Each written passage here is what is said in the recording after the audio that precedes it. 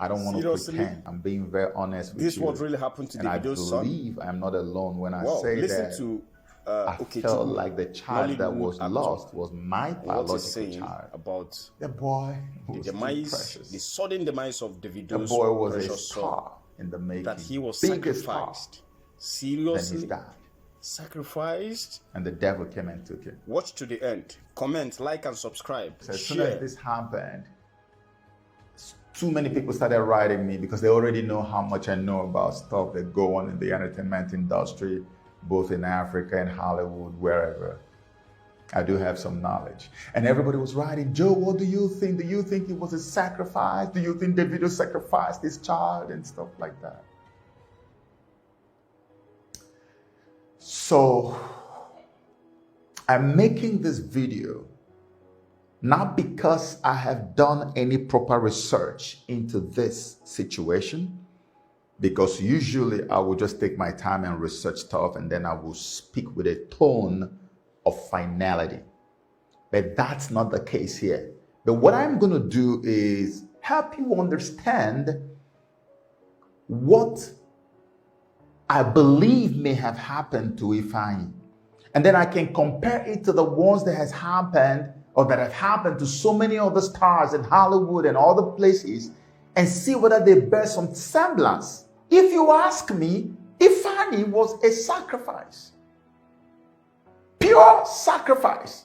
Because if you look at the story surrounding the death of Ifeanyi, it bears all the hallmarks, it bears all the trappings of a typical ritual sacrifice situation. From everything I've researched in my life about ritual sacrifices for fame in Hollywood and in the entertainment industry.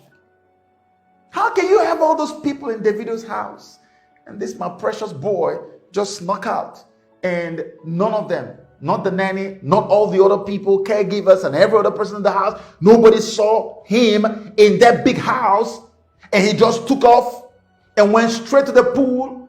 Nobody, no neighbor, no bystander, nobody around anywhere saw this boy. And the guy had already died underneath the water in the pool, and it took another 20 plus minutes to locate.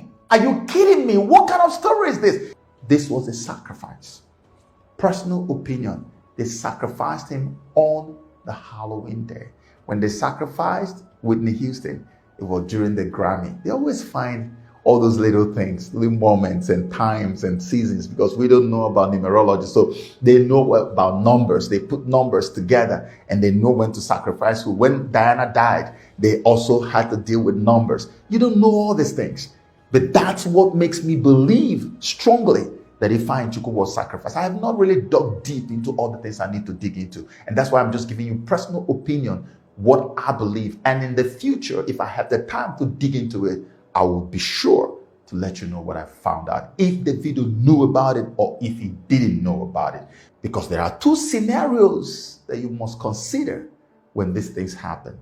The first one is that the artist is aware it will happen.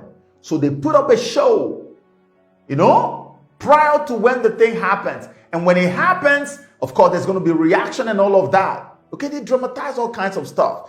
That's the first scenario. The second scenario, as in the case of Kanye West, is you don't know it's coming. They don't prepare you to let you know that it's coming. For people who do not know, the devil literally sits atop the entertainment industry. And that's why over 90% of all the big names you know today have had to sell their souls to the devil. Katy Perry said, I wanted to be like the Amy Grant of music, but it did not work out, so I sold my soul to the devil. Kanye West said, I sold my soul to the devil. A lot of them. Eminem has done songs where he talked about selling his soul to the devil, and he did another one where he said, be careful what you wish for. And so many, Snoop Dogg and Nicki Minaj and all these people sold their souls to the devil. And when you sell your soul to the devil, you are equipped with a demon, because now the devil owns your soul. So the Holy Spirit or your human spirit does not have the right anymore to stay in your soul. So the person that you sold your soul to then replaces whatever spirit is in your soul with his own spirit. So that's why a demon is released into you immediately, and that demon is now what they call alter ego. That's how this works. And why do they have to sell their soul to the devil for fame?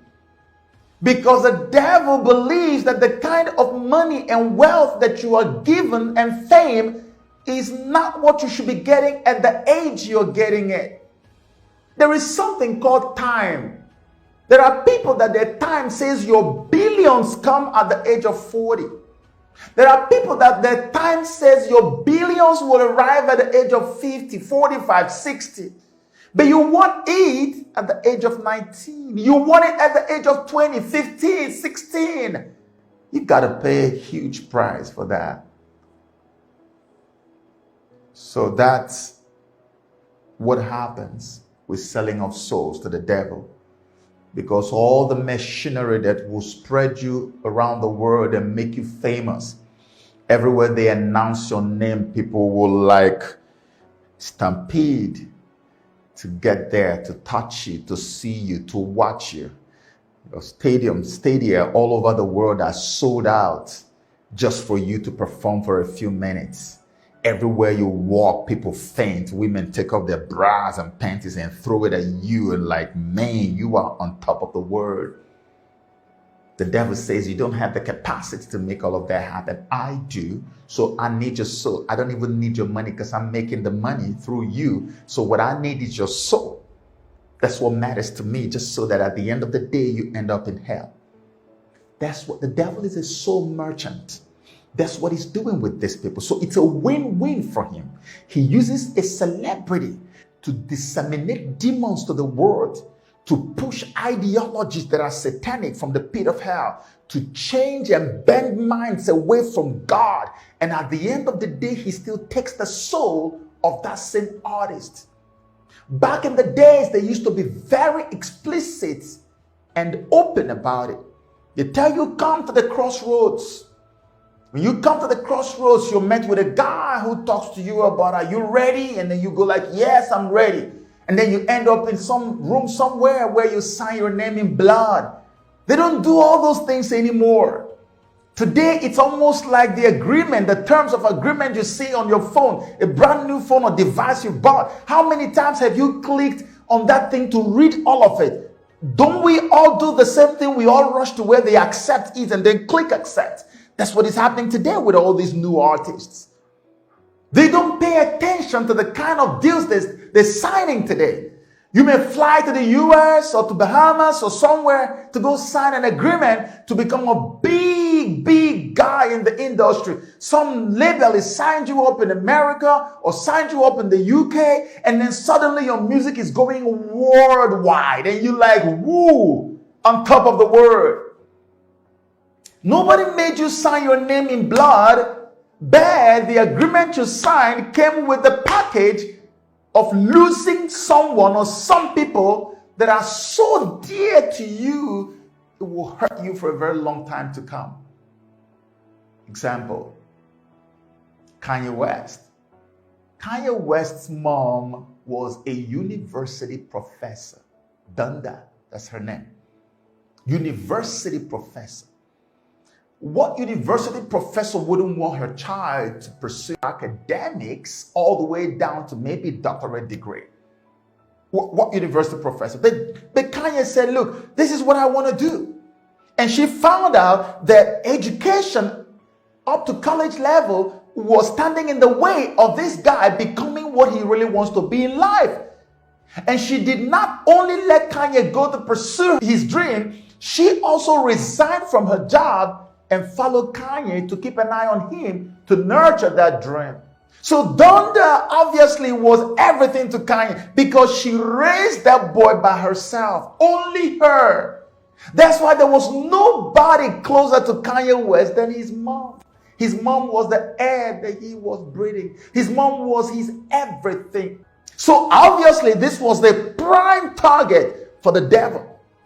So when they took the mom from him, it was a pure ritual sacrifice for his fame.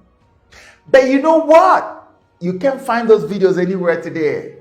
I remember very clearly how that when this happened, Kanye was seen in some videos where he was throwing tantrums, angry at his handlers and friends in the industry, senior colleagues, telling them, you guys didn't tell me this is how it's going to be. Nobody prepared me for this. You can't find those videos anymore. He knew that this was a sacrifice. And so he got so angry and decided he was going to spend the rest of his life exposing the Illuminati and their hands in the industry and all this selling of soul business. He even made a movie at a point to expose the demons that go into people and possess them when they actually sell their souls to the devil. And the industry wouldn't let him release the movie. Kanye was ready to fight them, but he can't.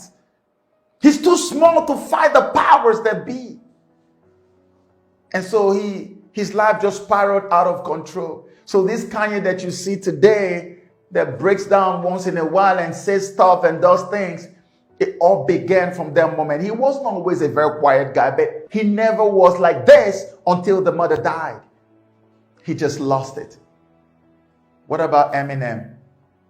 How many of you have seen the music video Toy Soldiers? If you watch Toy Soldiers, you see Eminem's best friend in the world. Not even his wife or children could compare to Proof in his life. Proof was his blood, like everything to him. And if you watch Toy Soldiers, you'll find out that Proof was shot and killed in the music video of Toy Soldiers. The same manner he was shot and killed in that music video was the manner in which he was sacrificed in real life. Eminem has not been the same from that moment till today. Eminem started writing songs, started writing all kinds of stuff, exposing the whole deal with the devil in my dad. He began to fight just like Kanye. Unfortunately, you can only do so much. Jennifer Hudson lost family members, about 3 or 4, in one moment. It was her sacrifice and pay what she had to pay for her fame. The list is endless. I can show you celebrities who lost young children in their prime. I can show you celebrities whose children drowned in the pool. And many of them were not aware that this was going to happen. Some of them knew it was going to happen. Usually when these sacrifices are made, you are paying for the fame you already have, and you are also paying most of the time for the fame that will happen afterwards. So they explode in so much fame. But even after the explosion, most of them begin to spiral out of control. Psychological problems. They become very depressed. They are no longer themselves anymore. They are a shadow of themselves. So even though opportunities have now increased by virtue of their sacrifice, they can't tap into these opportunities because they have lost something too dear to them. They are also human beings. So that's why they would go for the best thing in your life. Makes sense why they had to take Ifeanyi away. So from everything I've seen, Ifeanyi was their sacrifice. And if David wasn't aware, you need to put him in prayers, because his life after this, doesn't matter how many more children they end up having, his life after this is not going to be very stable. If you follow every single thing that I have documented over the last 15 years on these kinds of situations, Burna Boy got to be careful, because he's another standout star that's gone global right now. All this fame, it comes at a price. Burna, I don't know what kind of advice to give, because what would I say to him? Am I going to tell him to pull back from where he's at? The fame has come. He's there now. But just know that the devil will always come for a pound of his flesh. And in conclusion, what I can tell you is that I personal opinion, believe that Ifeanyi Chukwu was a sacrifice. Thankfully, they took him in his state of innocence So I know for sure that Ifeanyi is in heaven right now. And that's the only consolation that we can all have. That he's in heaven and he did not taste hell. And I pray that the Most High will continue to rest him. That he will continue to enjoy the beauty of living in eternity in the presence of the Maker of heaven and earth.